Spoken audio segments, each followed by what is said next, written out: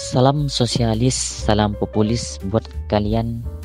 Kali ini saya akan membahas sebuah kisah tragis tentang si A, seorang pria buntung yang menggunakan praktek manipulasi untuk mengeksploitasi wanita. Saya akan menggali perilaku manipulatif yang terjadi dalam hubungan dan dampaknya terhadap korban maupun pelaku. Jangan lewatkan untuk memahami bagaimana manipulasi emosi dapat merusak kepercayaan diri serta hubungan antar individu. Di dunia yang penuh dengan ketidakpastian dan ketegangan, seringkali kita menemukan kisah-kisah yang merobek kepercayaan kita terhadap manusia. Salah satunya adalah kisah si A, seorang pria dengan kekurangan fisik yang menggunakan praktek manipulasi untuk merendahkan dan mengeksploitasi wanita. Namun, apa yang sebenarnya terjadi dalam pikirannya? Bagaimana ia yang seharusnya merasakan empati karena keterbatasan fisiknya justru menjadi pelaku manipulasi yang mengerikan? Oke, saya gambarkan terlebih dahulu sosoknya. Ia adalah seorang pria pada umumnya dengan keterbatasan fisik di dalam dirinya.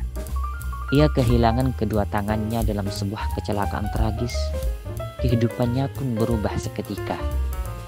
Namun seiring waktu, ia tidak hanya harus berhadapan dengan kekurangan fisiknya, tetapi juga dengan sebuah kekosongan yang lebih dalam.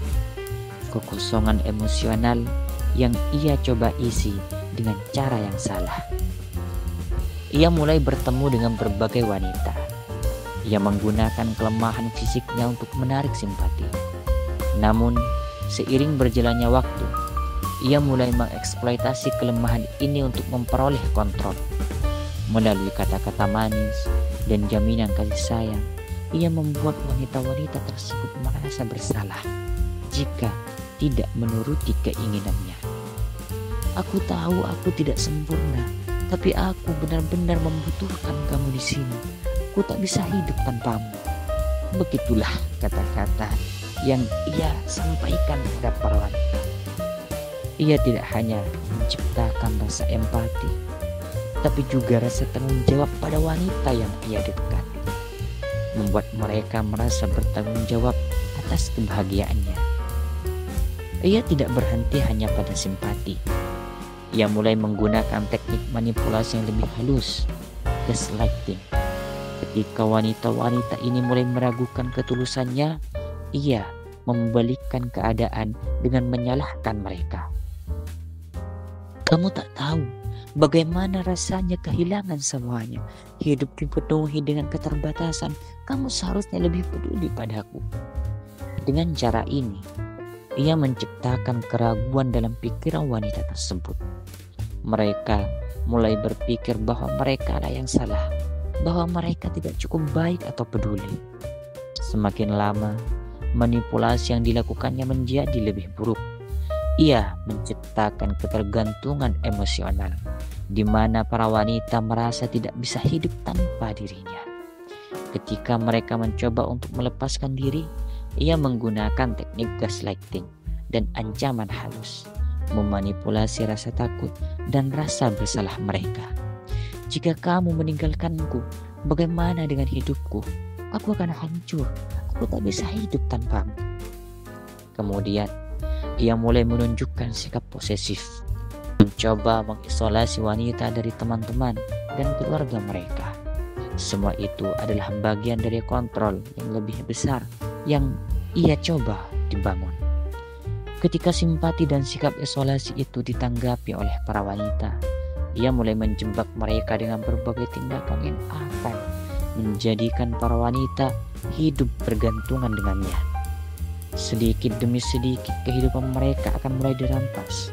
Mereka dipaksa menuruti kehendak si A, meminta hal aneh, bahkan kehormatan dirinya pun harus diserahkan.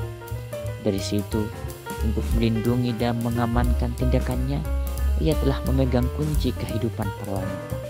Ia akan mengancam mereka jika berani membuka suara soal tindakan yang telah dilakukannya. Pada akhirnya, para wanita pun hanya bisa pasrah dan diam dalam keterpaksaan demi melindungi harga dirinya.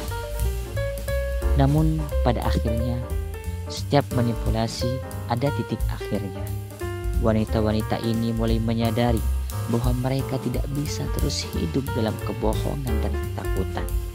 Salah seorang dari mereka akhirnya memilih untuk mengorbankan dirinya dan mencoba membongkar tindak laku amoral yang dilakukan si A.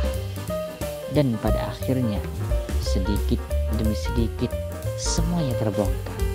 Ia dengan segala manipulasi dan pengendaliannya, akhirnya kehilangan apa yang paling ia inginkan, yaitu kepercayaan dan cinta tulus dari orang lain. Dan kehidupannya mulai diliputi ketidakberdayaan, keterbatasan fisik, lemahnya mental, dijauhi orang sekitar yang telah hilang kepercayaan karena tindakannya sendiri. Kawan-kawan, ini adalah kisah yang mengingatkan kita bahwa manipulasi bukan hanya tentang kata-kata, tetapi tentang kekuatan yang disalahgunakan untuk merusak jiwa orang lain. Penting bagi kita untuk mengenali tanda-tanda manipulasi dalam hubungan dan tidak membiarkan siapapun, tidak peduli siapa mereka, mendominasi kita dengan cara yang merugikan.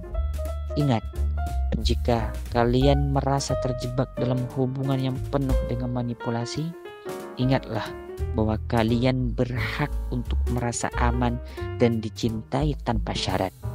Jangan biarkan siapapun memanfaatkan kebaikan hatimu untuk keuntungan dan kepentingan mereka secara pribadi. Terima kasih.